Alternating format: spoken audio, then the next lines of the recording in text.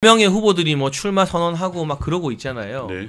그러면 이제 우리 박강배 대표가 생각했을 때는 네. 이 경선이 흥행도 하고 네. 그리고 정말 보수를 결집시키는 건 기본이고 네. 결과적으로 어쨌든 이재명을 이겨야 되잖아요. 맞습니다. 여기서 아무리 화나고 허탈하고 슬픈 분들 중에 이재명 대통령 되길 바라는 분들은 또 없잖아요. 아무도 없죠. 그러니까 그러기 위해서는 어떤 방향으로 이 경선이 흘러가야 된다고 생각하세요? 절대 우리 우파가 우파적인 메시지를 냈을 때 우리가 바람직하게 흘러가는 거거든요. 오히려 그게 왜 그렇냐? 음. 데이터상으로 입증이 됐습니다. 윤석열 대통령께서 반국가 세력과 부정선거 밝히자, 그리고 정말 보수적인 그런 메시지를 냈을 때야말로 우리가 응집이 돼가지고 뭉쳤기 때문에 50%라는 지지율이 났던 건데, 저는 앞으로 또 우리가 제가 또 국민의힘을 또 비판할 수밖에 없는데요. 대통령 탄핵 당하시자마자 현수막을 걸어요. 비판 편하게 하세요. 괜찮아요. 네, 죄송하대요, 미안하대요, 사과한대요. 그게 이길 사람들의 자세입니까? 저는 그것부터가 잘못된 거예요. 그러니까 결국 눈치를 보는 거잖아요. 결국에는 여러분들 또 뭐 하는지 아십니까? 또 광주 내려가가지고요, 5.18 묘비 닦습니다. 그 묘비 닦고 또 사과하고 또 눈물 흘리면서 그럴 텐데, 그게 어찌 보면 하나의 공식이 됐습니다. 그렇게 하면은 정치적으로 내가 생존할 수 있다, 살아남을 수 있다.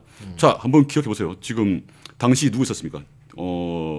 천하람이 있었죠. 김재섭이 있었죠. 그런 사람들 지금 다 배지 달고 있지 않습니까? 그렇기 때문에 우리 국민의힘이 보수 진영이 힘들 때 좌파 흉내내요. 근데 좌파 흉내 내가지고 이긴 적이 있습니까? 한 번도 없습니다. 그 개개인의 정치인들은 살아남은 적이 있어도 당 전체 또는 진영 전체가 일어난 적이 없습니다. 그렇기 때문에 보수가 정말 보수다울 때, 우파가 정말 우파다울 때 이길 수 있기 때문에 저는 각 후보들이 정말 우파적인 메시지를 내주어야지만 민주당 이중대, 짝퉁이 민주당 그런 소리를 안 들으면서 이길 수 있다. 아니, 좌파 흉내 내고 중도 흉내 낼 거면은 국민의힘 왜 찍습니까? 그냥 민주당 찍고 말죠. 그렇죠. 네. 그러니까 저는 국민의힘이 이번 조기 대선에서 이기고 싶다면은 우파적인 메시지를 내라라고 이제 말합니다. 그러니까 오히려 원칙에 충실하고 네. 소신과 철학을 좀 지키는 모습 보여달라. 네, 맞습니다. 그러니까 이 기회주의적으로 뭐 중도 거리는 게 그게 안 중요하다는 게 아니라, 네. 그런다고 해서 소위 말하는 정치 정화정치인 중도층이 국민의힘을 찍어주는 건 아니라는 거잖아요. 그렇죠. 그럼 결국 그냥 민주당 이중대, 민주당 아류가 되는 길인 거고. 그 전해선 위원님 같은 경우에는 좌파 흉내 내가지고 선거관 정치인이 됐습니까? 그렇지 않죠. 네, 네. 정말 우파적인 메시지를 냈기 때문에 네.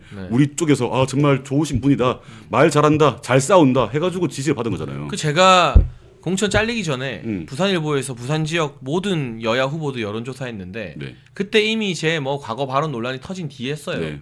근데 좀 부끄럽지만 제가 부산 전체 1등을 했었거든요. 네. 제가 막 좌파처럼 하고 말 곱게 그러니까요. 하고 얌전하게 한다고 해서 그러니까 부산에서 1등 하지는 못했을 거잖아요. 네, 맞습니다. 근데 뭐 부산 1등이 나오거나 말거나 한동훈한테 잘렸지만, 그러니까 이게 현실적으로 우파적인 메시지를 낸 사람은 지금 여기 옷에 배지가 없어요. 근데 좌파 눈치 보면서 광주 가가지고 묘비 닦는 사람들은 배지 달았습니다. 이게 국민의힘의 현실이에요. 그리고 저는 늘 강조합니다만 중도라는 게 네. 이념이 아니라 네.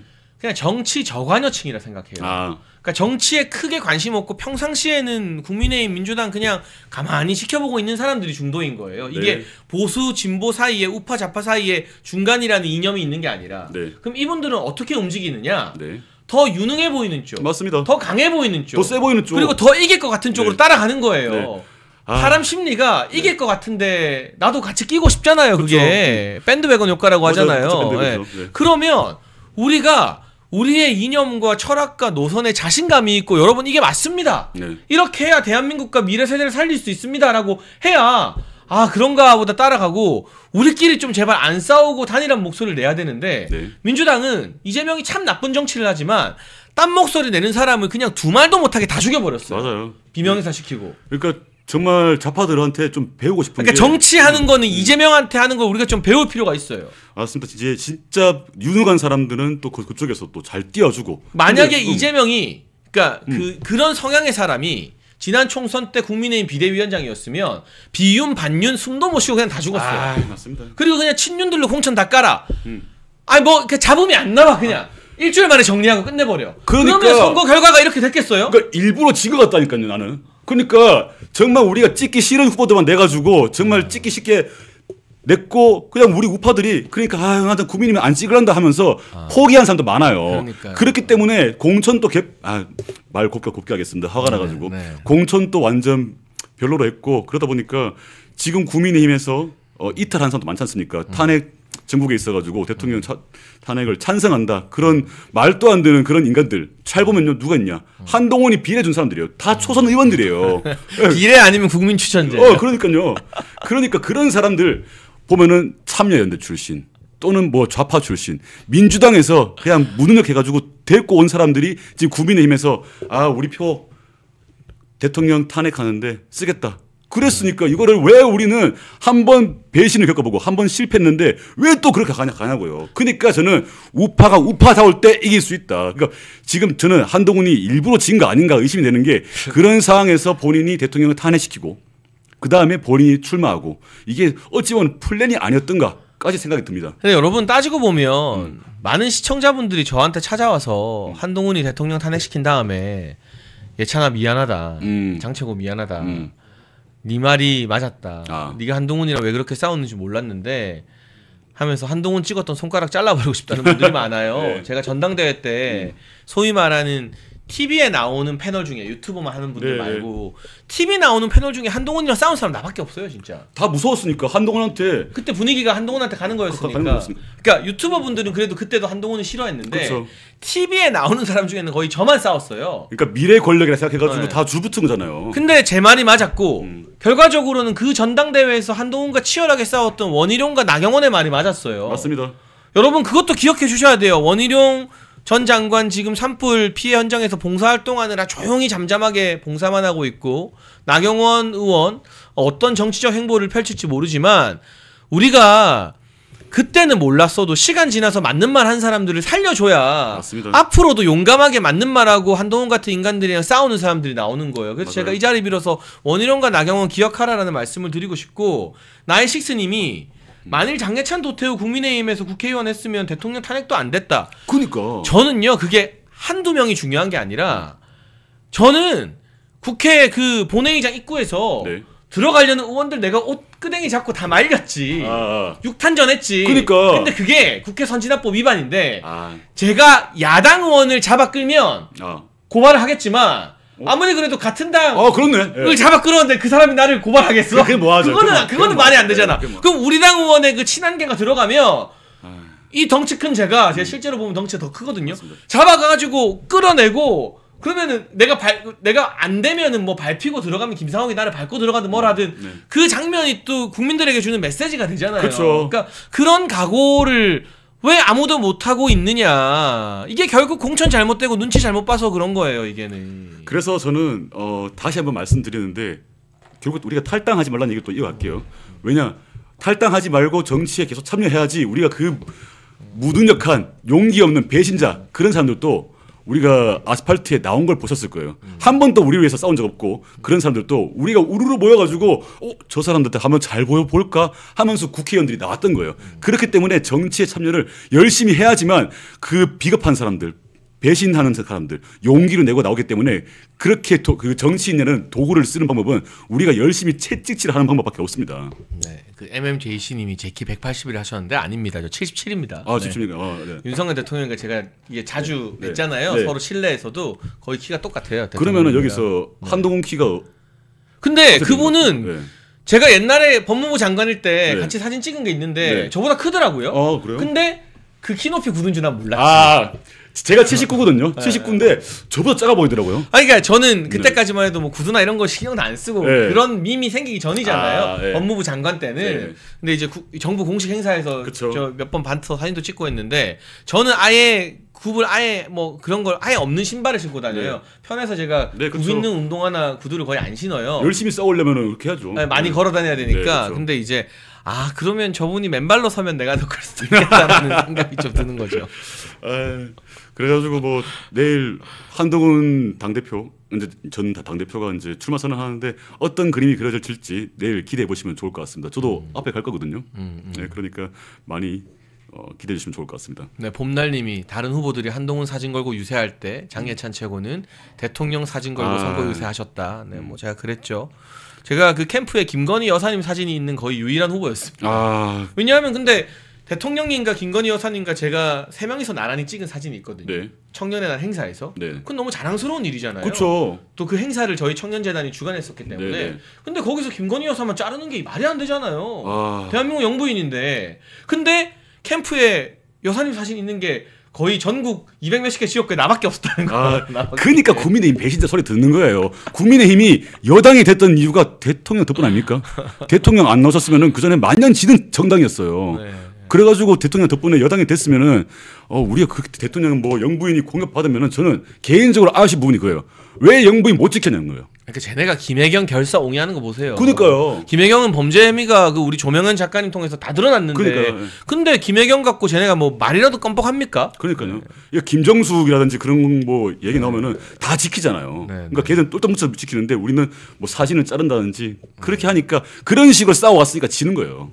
이영희님께서 슈퍼챗으로 장예찬님, 박강배님 함께해서 힘이 납니다. 부산에서 응원합니다. 네, 제 고향 부산 분들 감사합니다. 그리고 TS님이 저 벌금형 등록됐다라고 댓글 주셨는데, 네, 이게 제가 공직선거법 고발된 재판 결과가 한두 달 전에 났는데 네. 오늘 갑자기 기사가 났더라고요. 이것도 대선 경선에서 네. 저의 입을 좀 묶어 놓으려는 모종의 음모 아닌가. 아니 기사가 날 거면 재판이 벌써 그 1심이 끝난 지가 한 달이 넘었는데 그때 나야죠. 그때 나야 되는데 그때는 기사가 안 나다가 오늘 난 게 뭔가 그냥 그냥 추론입니다만 약간 대선 경선에서 제가 누군가를 공격하거나 막 스피커 역할을 하는 걸 막기 위한 그게 아닌가 싶은데 뭐 150인데요. 2심에서 열심히 또 항소해서 100만 원 언더로 한번 잘 만들어 보겠습니다. 이재명은 징역 1년 받고도 2심에서 무죄가 되는데. 그러니까요. 제가 충분히 100만 원 이하로. 150이 100만 원 이하로 뭐 한번 해봐야죠. 뭐. 저는 그래가지고 그 기사 보고 오늘 멜콩 TV 가는데 약간 좀 분위기가 너무 안 좋은 거 아닌가. 사람들이 그게 오늘 판결 난 줄 알더라고요. 네. 그게 아니라 한 2달 된 겁니다. 2달 된 그렇군요. 거고. 네, 네. 아무튼 뭐 정치하면 저는 상처 입고 이런저런 악정 고투하는 게 너무 당연하고 제가 아무리 힘들고 그래도 제가 사실은 작년까지는 좀 마음이 많이 힘들었어요. 네. 왜냐하면 무소속으로 하다 보니까 솔직히 말해서 돈도 많이 날렸고 그쵸. 정치적으로 상처도 너무 많이 받았고 인간들에게 배신도 많이 당했고 물론 그 과정에서 좋은 분들도 많이 알게 됐지만 근데 내가 제일 힘들다. 내가 대통령 열심히 모신 죄밖에 없는데 왜 이렇게 힘들어야 되나라는 생각을 작년까지 많이 했는데 오히려 올해 대통령님의 탄핵 국면이나 이런 걸 겪으면서 네. 나 힘들다고 찡찡거리지 말자. 나 힘든 건 힘든 것도 아니다. 우리 거리에 나온 국민들이 얼마나 힘들까. 또 대통령님이 얼마나 마음이 힘들까. 그렇게 생각하니까 오히려 마음이 좀 단단해지더라고요. 정말로. 네. 그렇게 해주시니까 너무 감사합니다. 아까 전에 거리에 있는 어르신들 얘기를 잠깐 하자면은 네. 좀 달라요. 네. 그러니까 좌파들 같은 경우에는 아스팔트에서 서로 별로 안 좋아합니다. 그러니까 지금 쟤들이 뭉쳐 있는 게 586 세대 그리고 그 민주노총 그리고 또는 뭐 LGBT. 근데 서로 발언하는 걸 역겨워해요. 그러니까 LGBT가 이제 저는 뭐 레즈비언입니다. 뭐 이런 얘기 할 때 그러면은 민주노총 아저씨들이 586이 듣기 싫어 이렇게 그냥 거절을 하는데 우리는 어르신들이랑 애국 청년들 2030 하나로 마음이 모아진다는 거죠. 네, 그러니까 네. 정말 서로 아껴주면서 그렇게 싸워왔어요. 그래서 뭐 아이고 어르신들 얘기 듣기 싫습니다. 그게 아니고 아이고 어르신들 어떻게 그렇게 힘든 싸움 해오셨어요. 그리고 어르신들은 왜 이제 나와줘서 고마워. 아유 기특하다. 기특하다. 저는 이제 원래 10년 전에 제가 나갔을 때는 어르신이 다 약간 둥가둥가해줬어요. 아이고 젊은 친구가 나왔네. 근데 이제는 저는 젊은 층에도 못 들어요. 왜냐면 20대 초반도 나와 있거든. 박강배 대표 몇 년생이죠? 저는 제가 1살 어리죠. 그래요? 네. 그러면 나이 많네. 그러니까 이제는 우리 청년이 아니라니까. 그러니까 이게 동생들 나이는 그냥 동생인 것만 알지 몇 년생인지 잘 모르니까 형님들 나이도 마찬가지고. 나이 많네. 우리는 이제는 청년이 아니고 준청년. 아니 제가 오늘 국회에 잠깐 누구를 만나러 갔다 왔는데 제가 만나는 국회의원 방에 이제 5급 선임 비서관이 제 대선 때 청년본부에서 같이 활동했던 동생인 거예요. 네. 되게 막내 같았거든요. 네. 근데 벌써 5급이라서 너 왜 이렇게 출세했냐 벌써 했는데 형님 저 나이 많아요. 저도 30대 후반이에요 이러는 거예요. 36살 그 친구는 90년생. 그러니까 그렇게 들으니까 그런데 너도 나이 많네. 이게 세월 빠른 거예요. 네, 세월 빠른 거예요. 진짜. 우리 우파에서 이렇게 뭐 아스팔트에 나온 거 대모하는 게 처음이었어요. 그러니까 진짜로. 박근혜 대통령 탄핵 이후에 처음 났기 때문에 그 어르신들이 처음 나왔을 때 얼마나 방황했을까요? 그 추운데 우리가 뭐 해야 되지 이랬는데 지금은 짬이 있어요. 그러니까 지금 짬이 있어가지고 어르신들이 이렇게 하면 돼 저렇게 하면 돼 이래가지고 그 뭉쳤던 그 응집력이 조금 더 좋은 방향으로 풀려갔으면 좋았을 텐데 좀 그렇게 좀 아쉽습니다 개인적으로는. 네 맞아요. 오늘 우리가 뭐 이런저런 이야기도 하면서 사실은 오늘 박광계 대표랑 네. 좀 허심탄회한 이야기를 하고 싶었던 게 네. 왜냐하면 저는 윤석열 대통령을 지키기 위해서는 그렇죠. 국민의힘이 경선을 잘해야 되고 좋은 후보를 뽑아야 되고 네. 이재명을 이겨야 된다라는 게 되게 현실적인 정말 목표라고 생각을 했고 똑같아요. 근데 윤어게인을 외치는 분들의 그 진정성을 제가 이해하지만 약간 아까 말한 것처럼 뭐 탈당한다거나 국민의힘 경선에 관심 없다거나 하는 네. 게 이거는 대통령 지키는 길이 아닌데라는 걱정이 있었는데 그게 아니라는 공감대만 있으면 그 안에서 개별적으로 나머지 생각이 조금 디테일하게 다른 건 얼마든지 다 하나로 그렇죠. 나중에 뭉칠 수 있는 부분인 것 같아요. 네. 결국에는 후보가 우리의 마음을 가져가달라, 보살펴달라, 대통령 지켜달라. 그거 아니면은 우리는 어렵다라는 거예요. 왜냐면은 또 배신 당할까봐. 지금 우리는 배신에 대한 트라우마가 엄청납니다. 맞아요. 그러니까 대통령에 대해서 탄핵을 막기 위해서 정말 국민의힘이 최선을 다했냐? 그건 아니라 보거든요. 어찌 보면은 누구는 앞장섰던 것 같고 특히나 우리는 한동훈은 앞장섰던 삶이죠. 네. 주범이죠. 거기는 아예 탄핵의 구렁텅이로 대통령을 밀어붙인 장본인이죠. 이재명이랑 손잡았잖아요. 네. 손잡고 근데 본인이 또 이재명 맞겠다 하니까 얼마나 웃깁니까? 본인이 이재명을 이길 수 있다 하면서 이재명을 상대로 만들고 있는 거 아니, 같아요. 한 번도 이긴 적이 없잖아요. 없어요. 법무부 장관 때도 졌지. 없어요. 구속영장 실질심사 그것만 제대로 준비해서 구속시켰어도 나라의 운명이 바뀌었죠. 근데 저는 좀 궁금한 게 한동훈 그 사람이 왜 대통령 후보가 되고 싶어 하는 걸까요? 저는 이해가 안 되는 게 좌파들은 이미 한동훈의 약점을 다 알고 있거든요. 오히려 우리보다 더 잘 알아요. 지금 얘기만 하더라도 지금 남은 방송 시간 다 채울 수 있는데 나오면은 한동훈은 정치적으로 사망합니다. 어찌 보면은 나라를 떠야 될 수도 있어요.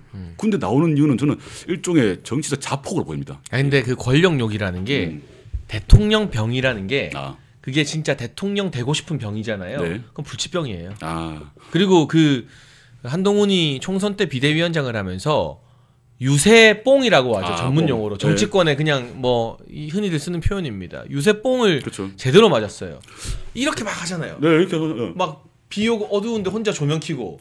근데 유세 뽕만 있는 게 아닌 것 같던데요. 뭐 여기저기 뽕이 뭐 많은 것 같아가지고. 그거는 네. 인터넷에 검색하면 많이 나오니까. 사진상으로 드러나는 네. 뭐. 근데 아무튼 그게 팩트니까요. 진짜 무서운 거거든요. 네. 저도 전당대회 할 때 저희가 이제 정권 교체하고 되게 성대하게 치러진 전대여서 그렇죠.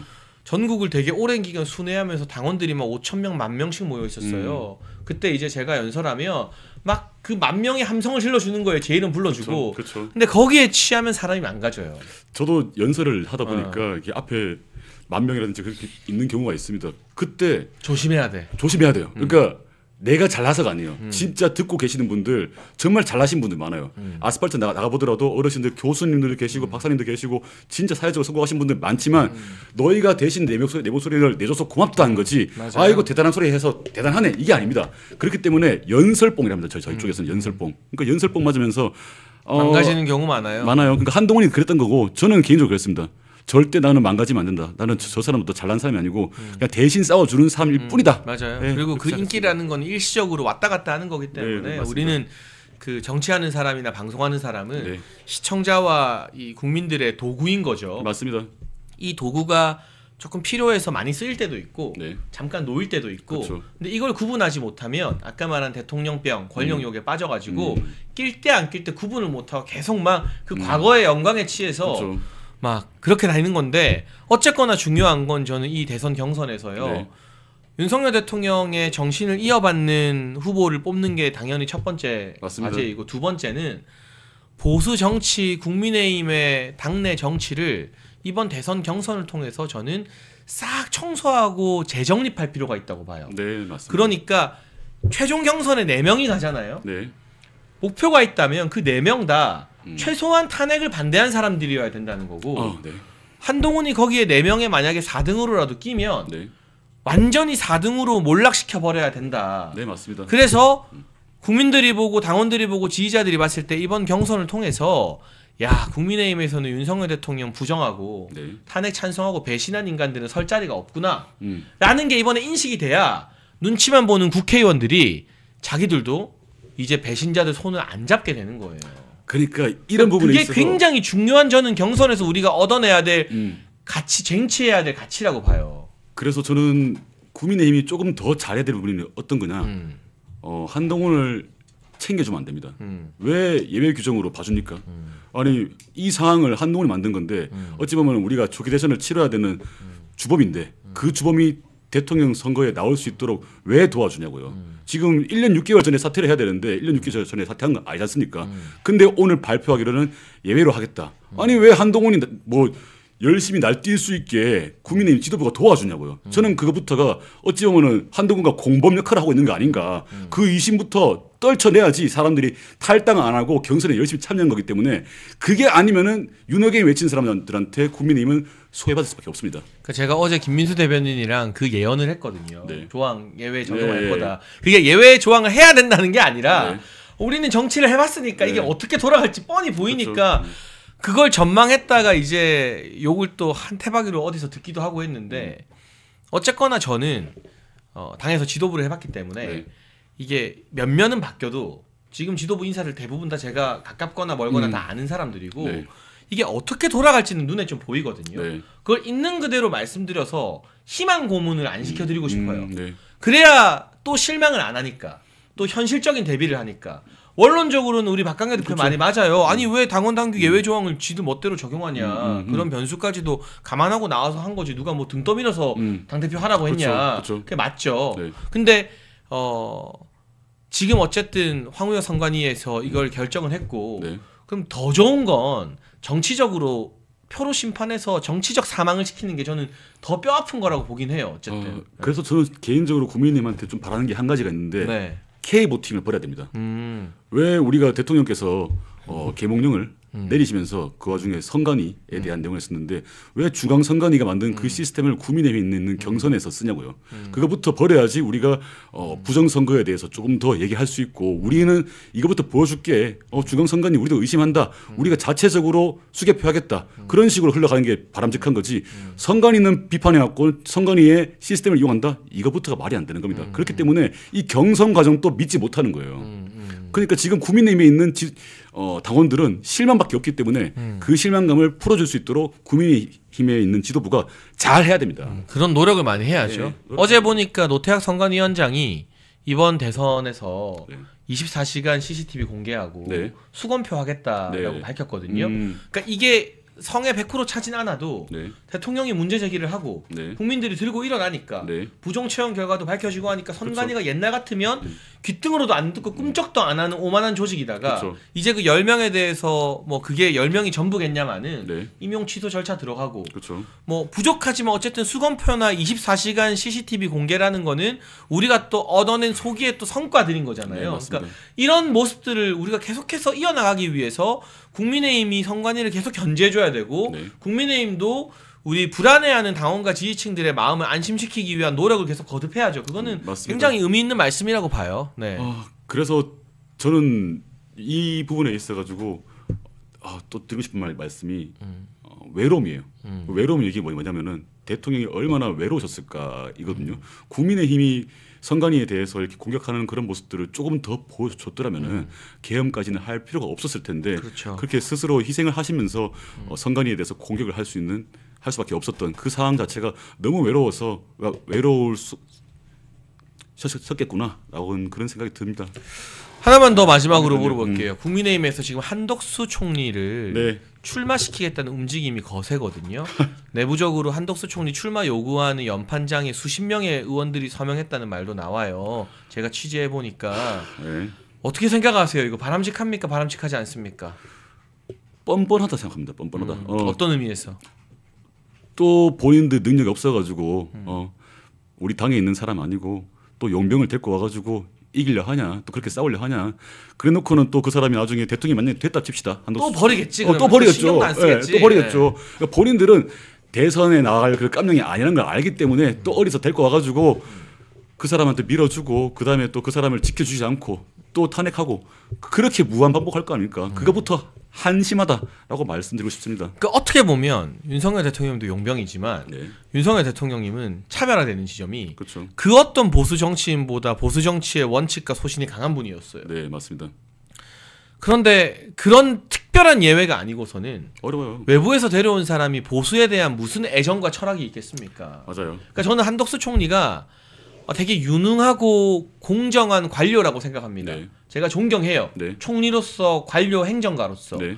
근데 정당을 대표하는 정치인은 전혀 다른 영역이잖아요. 그렇죠. 당원들과 지지층과 울고 웃고 희로애락을 나눈 경험이 또 필요한 거거든요. 네, 맞습니다. 그런데 윤석열 대통령은 그래도 한 1년이라는 시간이 주어졌고 그렇죠. 그 이전에 추미애와 문재인 정부와 치고받고 싸우면서 사실상 영웅이었죠. 심리적 동기화가 이루어진 그렇죠. 상태였어요. 네, 맞아요. 근데 한덕수 총리에게 한 달, 두 달 만에 그게 가능하겠느냐. 절대 불가능합니다. 그리고 보수는 진짜 자존심도 없나. 그러니까요. 제발 보수주의의 울타리 안에서 사람 키워서 싸워야지. 언제까지 급하니까 이 사람 저 사람 해가지고 그럼 5년 뒤에 10년 뒤에도 또 이 사람 저 사람 외부에서 인재 영입할 거냐. 그러니까 저는 이번에 지더라도 중도 좌파 눈치 보지 말고 정말 보수가 보수답게 한번 싸워보자. 그리고 난 뒤에 이번엔 지더라도 다음에 이길 수 있지 않겠냐. 그래야지 우리 아까 전에 말씀드렸던 그런 역사가 생겨가지고 좋은 후보를 낼 수 있는 거 아닌가. 어려서 빌리는 생각하지 말고 그렇기 때문에 지더라도 이번엔 당당히 한번 싸워봐야 됩니다. 그리고 그 뭐냐. 이 두 달의 국정 공백이 이렇게 가벼운 건가 싶은 생각이 들어요. 그러게요. 아니 그러면 최상목이 또 해야 되잖아. 그렇죠. 너무 싫다. 그럼 최상목 체제로 이 대선을 치르자고? 두 달 동안? 그 사람은 또 그냥 본인 대통령 흉내 내면서 또 본인 나올 수도 있어. 또 액팅 프레지던트 하겠지 또. 본인 받으면은 본인 사퇴하고 본인 나올 수도 있어. 그리고 한덕수에게 주어진 가장 중요한 임무가 뭐냐면 헌법재판관 2명 임명 밀어붙이는 거예요. 그렇죠. 맞아요. 이거 혹시라도 이재명이 못 가져가게끔 이 이완규 함상훈이라는 사람을 민주당이 난리쳐도 도장 쾅 찍어버리는 게 한덕수에게 주어진 임무인데 네. 한덕수가 사퇴하고 나와버리잖아요. 네. 그럼 이완규 함상훈 임명 못해요. 이거는 절대 못해요. 네. 최상목은 절대 못해요. 이거는. 맞습니다. 네. 민주당이 뭐 본인 탄핵시킬까봐 겁나가지고 임명했지 않습니까? 네. 그건 봤을 때 최상목은 한덕수의 흉내는 못 내기 때문에. 그러니까 지금 한덕수를 데려오는 사람들은 네. 헌재 재판관 후임 임명을 안 하겠다는 것과 마찬가지인 거예요. 그럼 네. 까딱 잘못하다가 헌재가 전부 다 우리법 연구에 장악되면 그 책임은 누가 질 거냐. 네, 네, 맞습니다. 저는 그 부분에 대해서는 우리가 사전에 전혀 이야기를 안 했는데 네, 그러니까요. 박강규 대표랑 뜻이 통해서 참 좋네요. 네. 뭐 동지들끼리는 뭐 처음 말하더라도 다 맞는 거 아니겠습니까? 그러니까 그 댓글로 박강규 대표가 저가 편한가 보다 편해 보인다 했는데 저희가 사적으로 안 지가 오래됐죠. 그렇죠. 예. 제가 이제 사석에서 형 동생이고 네. 제가 아는 뭐 우리 보수 우파에서 활동하는 분들이나 국회의원들이나 소개도 해드리고 하는데 네. 근데 여러분 한 가지 분명한 건 박강배 대표가 제 말 안 듣습니다.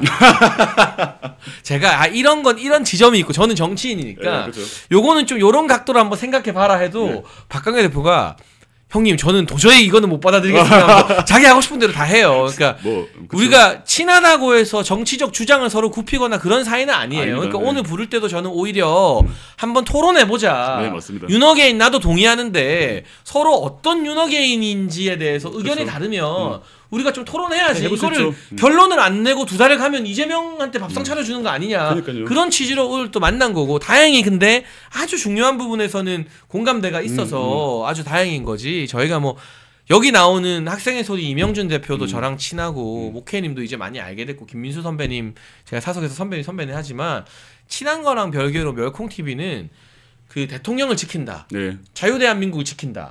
한동훈 같은 배신자를 용납하지 않는다. 이 공통점만 있으면 정말 각각의 개성과 각각의 목소리를 다 존중해주고 키워주는 그런 채널이고 싶습니다. 그게 또 우리 멸콩TV 대표님의 의지이기도 하고요. 여기 아까 전에 말씀하셨던 뭐 김인수 대변인님 그리고 또 목혜인님 이명준 대표님 다 말 안 들어요. 다 건조 있어요. 누구 말 듣는 사람들이 아니야. 다 건조가 세가지고 고집이 세가지고 네, 네. 뭐 누가 설득한다 해가지고 예, 알겠어요 하고 본인들 할까 하는 사람들이에요. 네, 네. 그리고 그 위원님 같은 경우에는 제 방송에 처음 나왔어요. 맞아요. 그러니까 공천 취소 당하시고 잠깐 이제 총선 끝나고 총선 끝나고 제가 활동 안 하고 좀 멘탈이 깨져 있을 때 네. 그때 이제 박강규 대표 부탁을 받고 그렇죠. 그때 처음 안 거잖아요. 네, 맞아요. 인터뷰를 하면서 인연이 시작된 건데. 제 구독자 3,000명일 때. 맞아. 네. 네. 근데 그걸 가지고 또 한동훈 측에서 나중에 장예찬이 용산과 결탁해서 네. 박강배를 움직여서 비대위계를 해서 한동훈을 공격한다라는 택도 아닌 소리를 김경률도 하고 뭐 한동훈 쪽에서도 하고 그러더라고. 근데 결국엔 한동훈이 네. 박광대 대표 고소했는데 그 무혐의 나왔잖아요. 그쵸. 걔네들은 그 뒤에 뭐 김건희 여사나 용산이 있을 줄 알았는데 없었잖아요. 용산 대통령실에서 밥이라도 한번 먹어봤습니까? 시계도 없어요. 남들은 다 다니면은 다 윤석열 대통령 시계 있는데 저는 시계 없어요. 제 시계 아직 몇 개 있거든요. 집에 네. 제가 하나 드릴게요. 다음에 부탁드리겠습니다. 만날 때. 여러분 보이시죠? 저 시계 없습니다. 다음 멸콩TV 출연할 때 제가 대통령 시계 하나 갖고 와서 드리겠습니다. 정말 한동훈 그 그 사람이 치사한 만큼 한동훈 네. 팬들도 되게 치사합니다. 지금 뭔 얘기하고 있냐면은 한동훈이 돼야지만 윤석열 대통령이 감옥에 가시더라도 사면 받을 수 있다. 뭔 말도 안 되는 그런 소리야 식으로 진짜 정말. 저는 진짜 사형 안 시키면 다행 아닌가 한동훈이라면. 진짜로. 그러니까 오히려 한동훈은 너무 잔인한 사람이라서 뒤에서 칼 찌른 사람인데 대통령을 뭔 사면 시켜줍니까? 말도 안 돼. 그런 식으로 어떻게 비겁하게 그런 공작질을 하는지 저는 절대 이해 못하겠습니다. 네, 정말 말도 안 되는 공작을 하고 있는데 이제 와서 또 대통령 파리를 하겠다는 거예요. 전당대회 때 한동훈이 뭐라 했어요? 윤석열 대통령을 가장 잘 지킬 후보가 자기다라면서 대통령 파리에서 당원들을 속였잖아요. 그렇죠. 지금 또 국민과 당원들을 속이겠다는 거예요. 저는 한동훈 당대표 시절에 그 사퇴 시위를 하면서 너는 대통령만 배신한 게 아니다.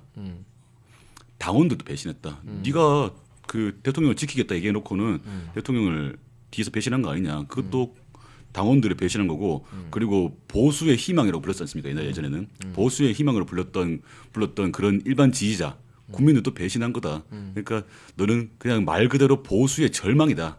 희망 절대 아니다. 이런 얘기를 많이 했었는데 이번에 한번 보십시오. 경선 과정에 있어서 다른 후보들한테 안 물어뜯길 것 같습니까? 이번에 경선 과정에 참여하는 것만으로도 한동훈은 충분히 정치적 사망으로 갈 수 있다고 말씀드리고 싶습니다. 우리가 경선이 계속 진행되면 한동훈이 아예 이번에 정치적으로 사망 선고를 받게끔 네. 한동훈 집중 해부하는 방송을 또 멸콩 TV에 종종 나와서 같이 해보자고요. 네, 좋습니다. 네, 정말 중요한 책 소개 하나만 드리려고 합니다. 여러분 저희 환신골드 옆에 건국 대통령 이승만 1, 2권 세트가 놓여져 있습니다. 이승만 대통령님의 존영이 표지로 사용되는 거 여러분 보실 수 있는데 올해는요. 이승만 대통령 탄신 150주년 되는 해라고 합니다.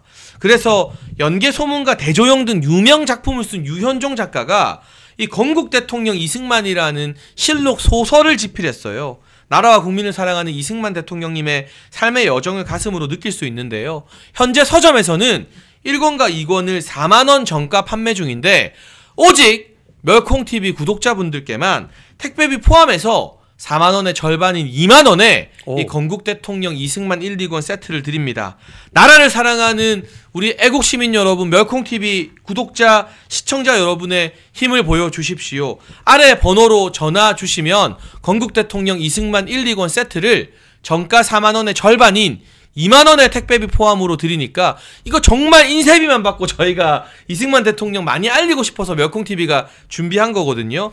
여러분 읽어보시고 자녀분들에게도 권해주시고 사무실에 집 서재에 이게 딱 놓여있으면 그걸로 말 필요 없이 인증이 딱 되는 거예요. 맞아요. 제가 참 안타까운 게 이렇게 이제 젊은 청년들이 이제 연설하는 걸 자주 듣잖아요. 그런데 이승만 대통령 말할 때 자신감이 없어요. 잘 몰라. 그리고 네. 항상 이야기하는 게 공과 과 이렇게 이야기해요. 과가 엄청나게 크지만 공도 있습니다라고 하는 정도 유보적인. 우리가 다 전교조들한테 가스라이팅 돼 있는 그래서 거죠, 그런 아니에요.